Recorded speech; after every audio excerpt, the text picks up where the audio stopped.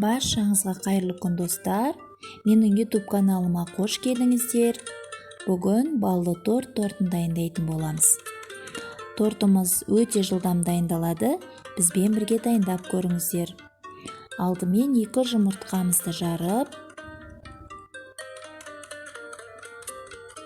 үстіне қантымызды сеуіп, жақсылап араластырамыз.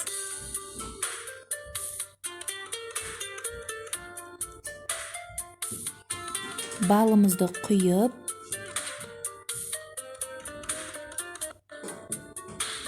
араластырып, бөлме температурасындағы тұрған сары майымызды салып, оны да жақсылап араластыратын боламыз.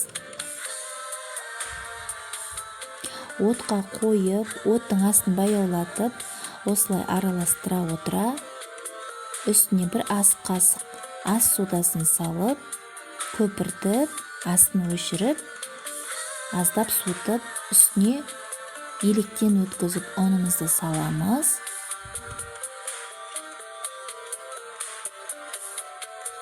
Араластырамыз. Қоймалжың тәріздес болу қажет. Пергамент қағазына құйып, жақсылап жағып, тегістеп, 180 градуста 5-7 минут аралығында пісіріп аламыз.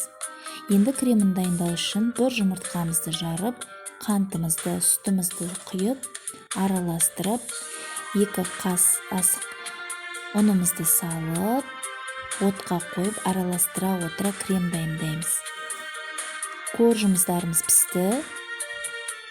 Дөңгелекте формаға кесіп алып, кремімізді жағып, тортымызды жинаймыз.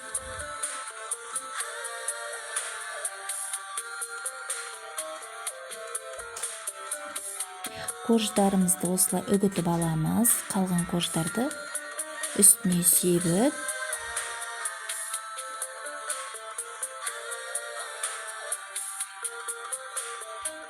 жамбастарына қалғандарын жағып, осылай тортымыз пісті.